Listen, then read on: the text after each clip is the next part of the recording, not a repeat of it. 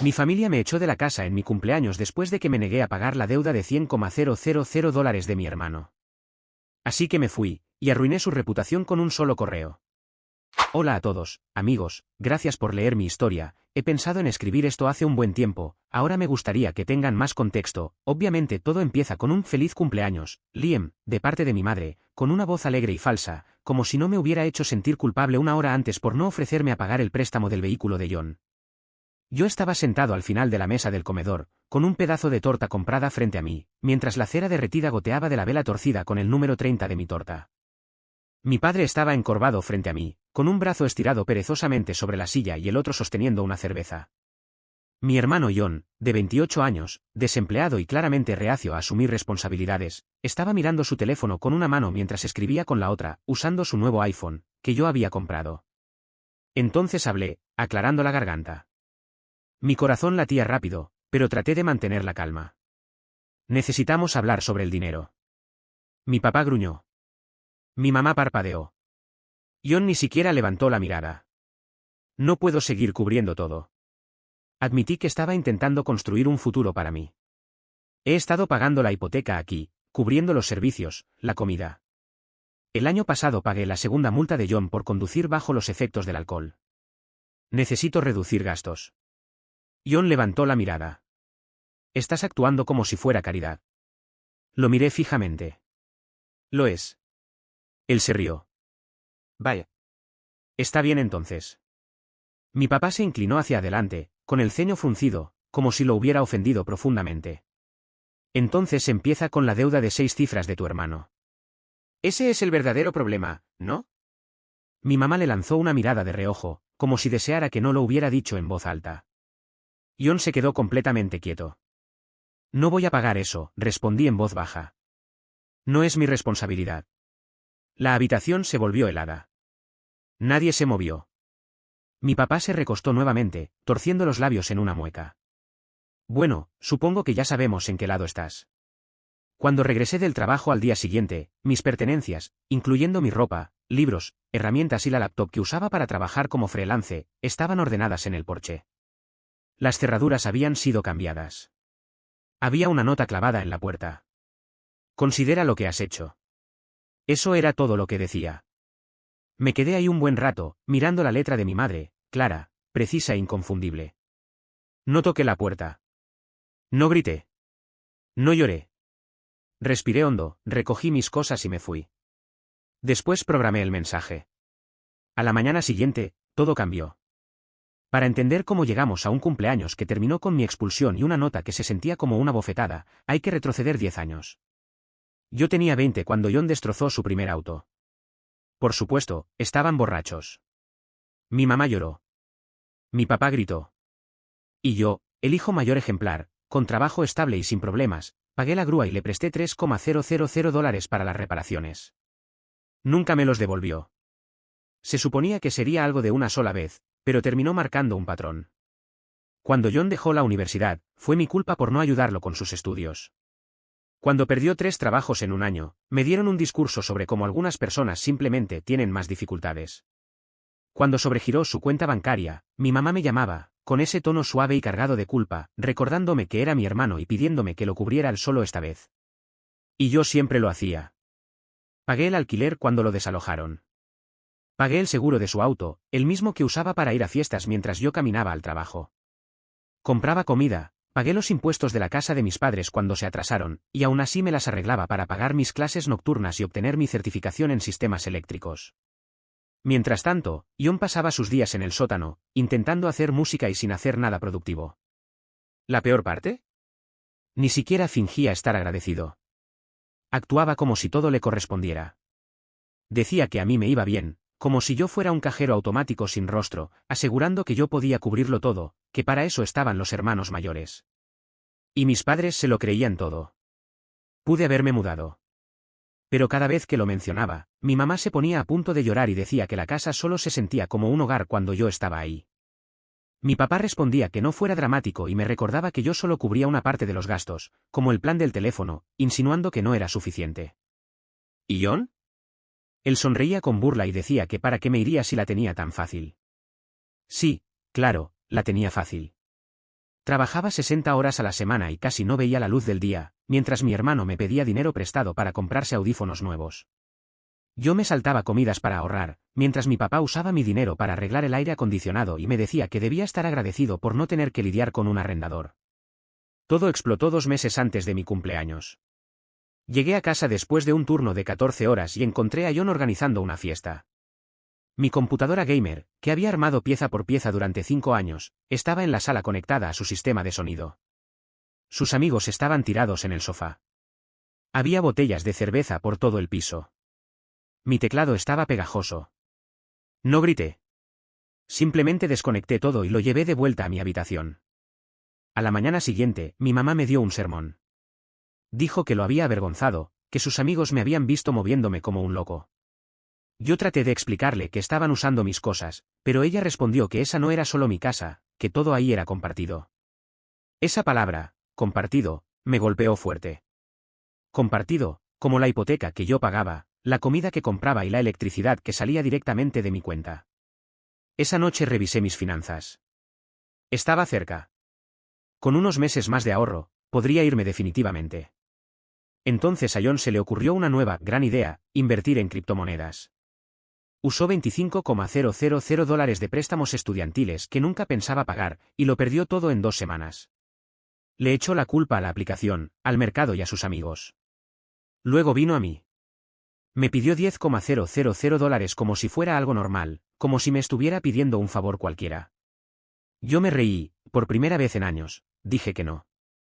Ahí cambió todo. Dejé de ser confiable. Pasé a ser egoísta, malagradecido, arrogante. Una noche, después de cenar, mi papá me preguntó si ahora creía que era mejor que ellos solo porque tenía algo de dinero. Yo le dije que no, que simplemente estaba cansado. A la mañana siguiente, John publicó algo en redes sociales pensando que yo no lo vería. Decía que algunas personas solo dan cuando creen que pueden controlarte, y que cuando las cortas, muestran su verdadera cara. Tuvo más de 300 me gusta. Yo no dije nada. Y luego llegó mi cumpleaños. Yo, ingenuamente, pensé que podríamos mantener la paz. Una cena tranquila, una torta pequeña, sin drama.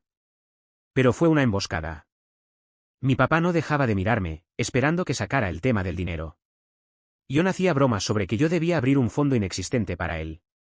Mi mamá sonreía demasiado, como si pudiera controlar todo con entusiasmo forzado. Hasta que todo se rompió cuando dije que no podía seguir pagando todo. Entonces mi papá dijo que empezara con la deuda de 6 cifras de mi hermano. No como una broma, ni como un reto, sino como una obligación. Y cuando dije que no, no discutieron. Simplemente me echaron como si fuera basura. Pero cometieron un error. Olvidaron quién me enseñó a quedarme en silencio, a ser paciente, a no reaccionar. Esta vez, yo tenía un plan. No respondí a la nota. No toqué la puerta. No escribí, no lloré. Solo recogí mis cosas, metí lo que pude en el asiento trasero de mi viejo Toyota y manejé hasta el motel más barato que encontré.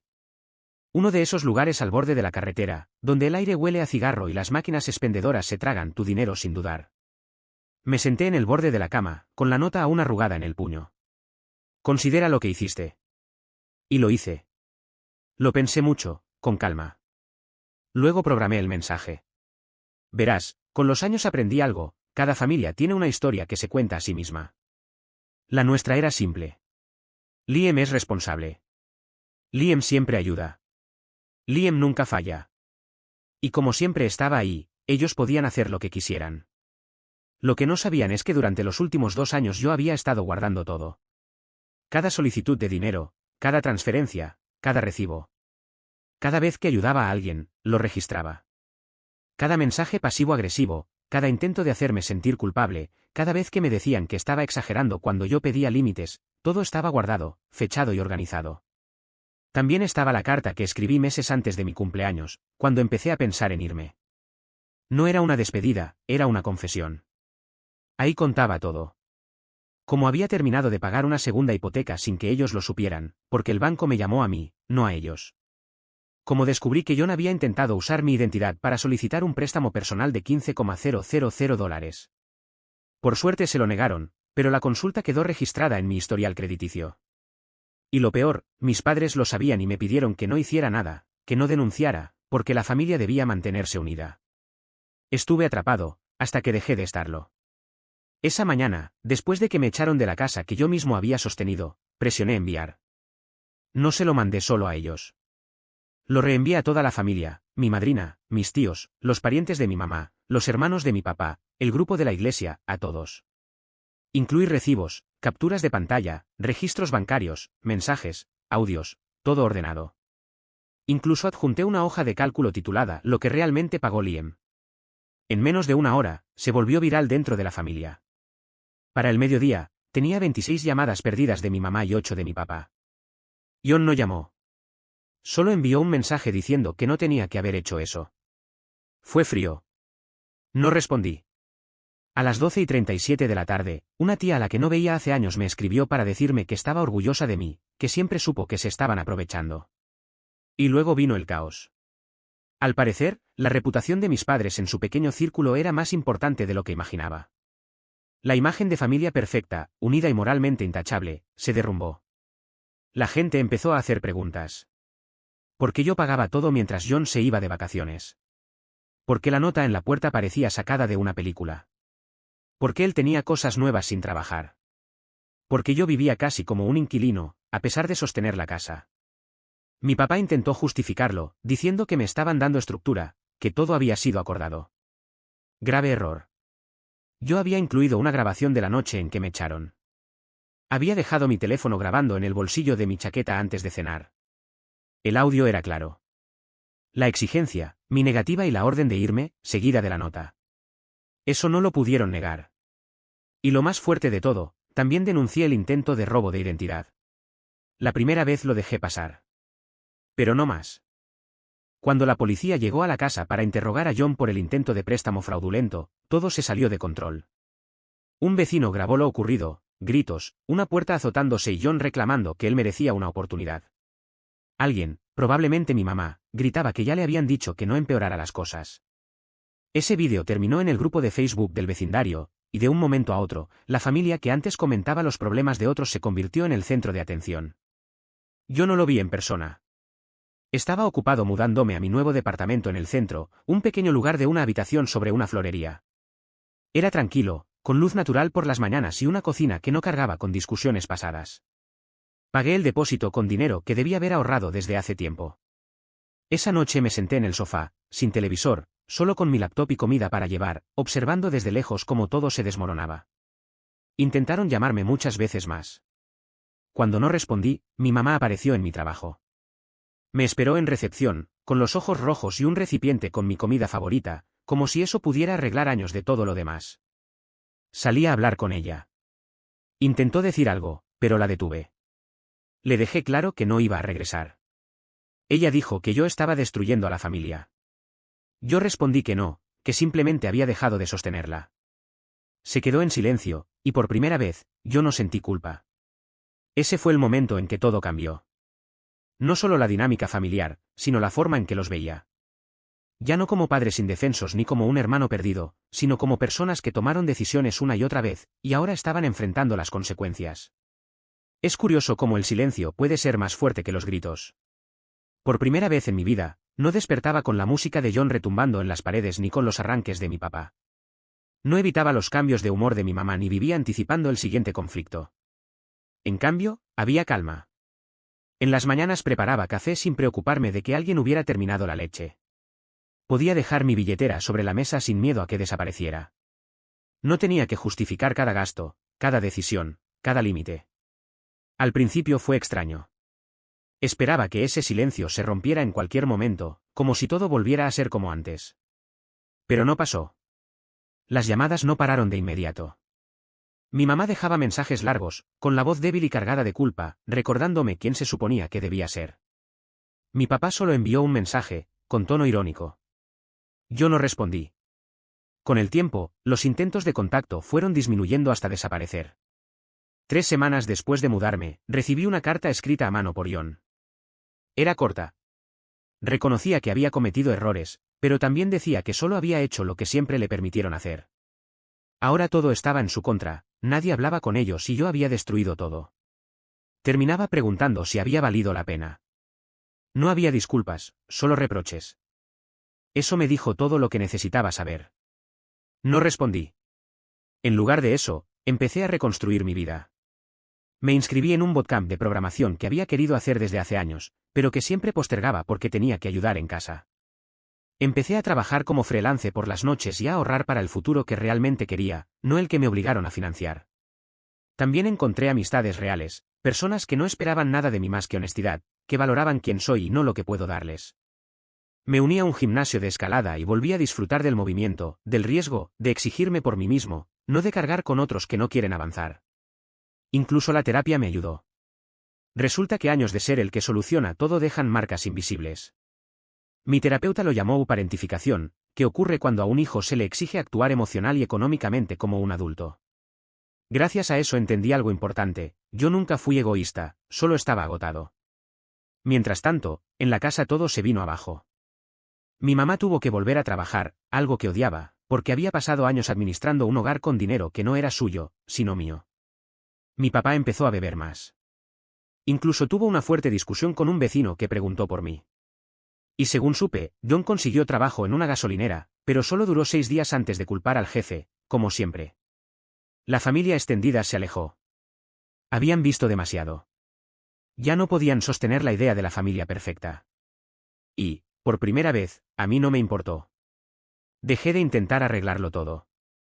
No fui acción de gracias.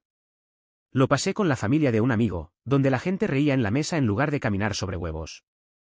Llevé postres y me trataron como parte de ellos, de verdad. En Navidad, recibí una tarjeta de mi madrina. Decía que yo merecía algo mejor y que finalmente lo había reclamado, que estaba orgullosa de mí. Lloré al leerla, pero no de tristeza, sino porque por primera vez me sentí comprendido. ¿Y sabes qué pasa después de que quemas tu vida anterior? Nada. No hay explosiones, no hay reconciliaciones dramáticas de último momento. Solo hay silencio. Y es lo más hermoso que he sentido. Por primera vez en décadas, mi teléfono dejó de sonar con mensajes cargados de culpa o pedidos urgentes de dinero. No había llamadas desesperadas por los problemas de John, ni por los impuestos de mi papá, ni por el llanto de mi mamá diciendo que ya no éramos una familia. Ellos esperaban que regresara. Siempre lo hicieron. Pensaron que me sentiría culpable, que me sentiría solo. Pero lo que pasó fue lo contrario. Me sentí libre. Podía respirar. Podía estar en mi propio espacio, uno que yo pagaba, mantenía y cuidaba sin miedo a que alguien tomara lo que no le pertenecía o pusiera en riesgo mi futuro. Había cargado a mi familia durante tanto tiempo que olvidé lo que era vivir por mí mismo. Antes decían que yo era el pilar de la familia. No. Yo era la mecha. Y ahora que ya no estoy, el fuego que encendieron solo puede consumirse entre ellos. 2 meses después de todo, me encontré con John. Fue en una gasolinera. Estaba detrás del mostrador, con un gafete torcido y un aspecto desgastado. Intentaba mantener esa actitud confiada de siempre, pero ya no le salía igual. Me dijo que no esperaba verme por ahí y luego insinuó que yo había arruinado todo. Que ellos aún estaban lidiando con las consecuencias, que había hecho un desastre. Yo lo miré directamente y le dejé claro algo: él estaba confundiendo el hecho de que yo arreglara mi vida con haber arruinado la suya. Pagué mi gasolina y me fui, dejándolo ahí, sorprendido, como si no pudiera creer que su cajero automático simplemente se hubiera ido. Y es que personas como él no aprenden, al menos no hasta que se les acaba todo. Hay algo que nadie te dice sobre alejarte de una familia disfuncional: lo que duele no es la distancia, sino darte cuenta de que nunca te amaron de forma incondicional. Te valoraban por lo útil que eras, por tu sacrificio, por tu dinero. Pero el amor sin respeto no es amor. Es conveniencia. Así que cuando me preguntan si volvería a hablar con ellos, no dudo en decir que no. Porque por fin me valoro más que su aprobación. Antes la necesitaba como si fuera aire, cada logro, cada esfuerzo, cada ayuda, todo con la esperanza de que esta vez me vieran. Pero nunca lo hicieron. Solo veían lo que podían obtener de mí, no quién era en realidad. Ahora sí me veo con claridad: alguien que pagó deudas que no le correspondían, que sostuvo un hogar que nunca sintió suyo, que dio todo sin recibir nada, y que finalmente decidió detenerse. No más. Construí una nueva vida desde cero. Esta vez, la base no está hecha de culpa ni de obligaciones. Es tranquilidad. Es decisión.